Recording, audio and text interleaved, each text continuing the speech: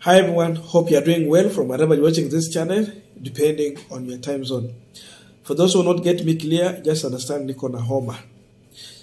Now, if we are not careful in this country, in the next 5 years, then President William Samoei Ruto is going to breed anarchy in this country, especially with the kind of judiciary that we are having as of now.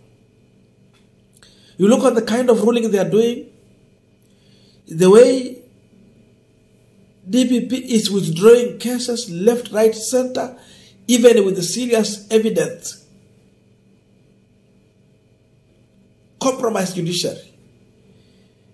DPP compromised. And we have a president who is saying, I want to quote him, and listen very carefully to this. If there are people claiming the land upon which another citizen has built a home, we will work with both the owner of the land and the people who have developed those plots, so that we can create a mutual win-win settlement. That's William Ruto, yesterday on 12th. Yani mimi niko na shamba yangu, but because there is someone who is eyeing my land, he can use force, come and develop that land. And then when we end up in the court, it becomes now we have to negotiate with the person who have built the structure on my land. Now we need to negotiate. That is a proposal from William Samoei Ruto. And I want to tell you, if Kenya will not get another Magufuli, like what Tanzania had, after the tenure of William Samoei Ruto, then this country will be heading to the dogs. A president encouraging land grabbing? There's no any other way you can put this statement. Actually, Ruto is encouraging land grabbing. But why is he doing so? There are so many reasons. And I want to look into all those. And I will explain to you those people who are going to suffer the most. Because tukiambia mambo ya hustle na bodaboda na nini tunakosa kuelewa. Before we go deep into that, just a quick request. You might be watching this channel, but you're not subscribed. So my humble request, please consider subscribing so that another time, once we release a video like this one, you will always get notified.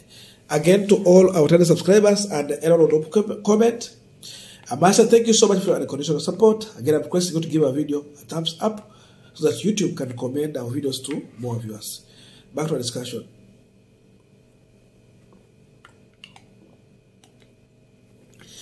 Now, President William Samoei Ruto is among Kenyans who acquired property in an illegal way. I'm talking about the hotel standing on the airport land, JKIA, Kenya Airport Authority, the Western Hotel. And what William Ruto lawyers were arguing was that they can settle this case out of the court by going into an agreement so that Ruto can pay money rather than his structure being brought down.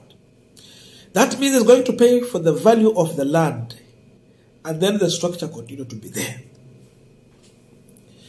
That means if I see a land near an area which I can make money,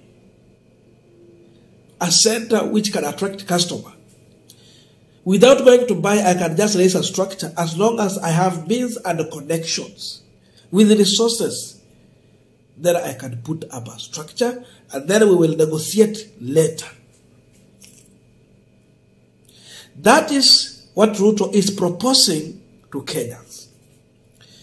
Kama muliambiwa ya kwamba wanatengeneza serikali ya mahasola, I'm sorry to report to you that this is a government that is going to protect the rich and not the poor.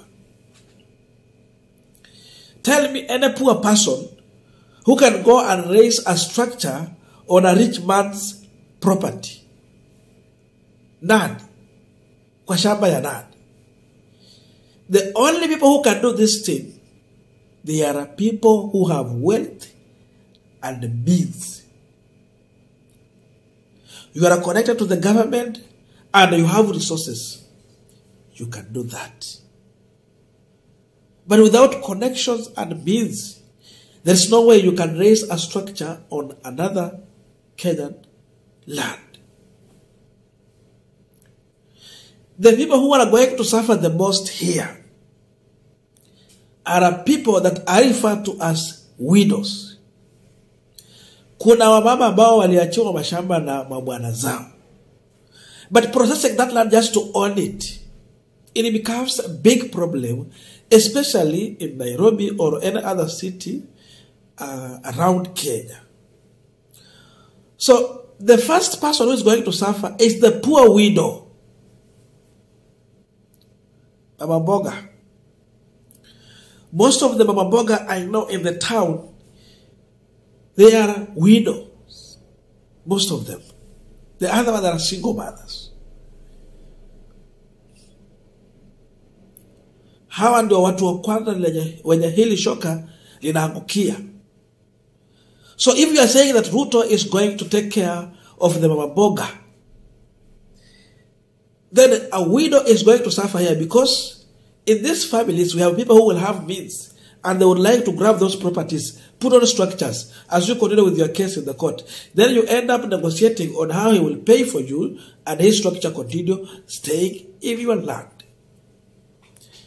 I am talking about orphans in this country. We have children whose parents have died, but they are struggling to transfer the property into their name. And in that process, someone who has means and money get to that structure, that property, and raise structure there. Sasa mayatima mtaenda wapi? Haki ya yatima itapatikana wapi? And these are the people that you need to sympathize. Wachana na watu wengine wote. Usiguze mjane na usiguze yatima. Ruto, who speak about the Bible, a man who need to sympathize with the widows and the orphans. He is here betraying them. Hawa mahasla wanasema huku wengi, they are orphans. Hao ndio wanakimbia na bodaboda huku nje. A bodaboda who has been struggling to get money and build and buy a land. Then in the process, a man who has more money and means comes and take over that property, and then you will negotiate later. Ruto is reversing good thing that President Uhuru Kenyatta, the retired president, had tried to achieve. Because I remember very well, the president went to an extent of demolishing properties that were built on government land,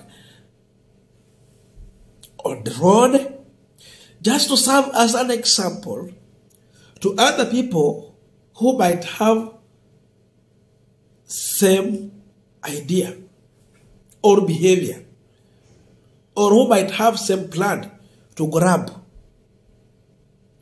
There are so many structures that were brought down, the mighty ones and the small ones. So all those achievements that Uhuru did, Ruto want to rubbish in one day. Tell me if people are going to grab other people's land, if it's not going to be chaotic. Vile Wetangula alisema, there will be casualties.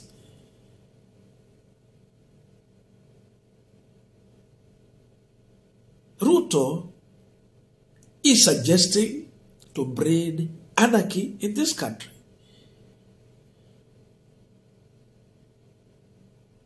Sasa kama Ruto anataka kuleta anarchy, huyo mtu tunamwita namna gani? How can we refer to him? How can we refer to Ruto? I will not say that. So it means those people who had grabbed land, they should continue owning that land because they have developed structures. Unajua, the first thing you do when you grab a land, you put a structure to show that it's yours. And most of these wealthy people, that's what they do. You grab and put a structure. Mambo akina Mteshi land, akina Moi wenye walikuwa wanachukua mashamba ya forest huko. Sasa watarudishiwa ama nini? Uende kwa forest waanze kujenga pale. Sasa kwa sababu umejenga, basi you will negotiate with the government and they will give you land and you get money you give them. I'm telling you, the president is walking on a dangerous path. I don't think if we are going to have a country, if this is the direction we want to go to. And you see, even our judges now, seemingly, they fear William Ruto. Some make ruling that does not make sense.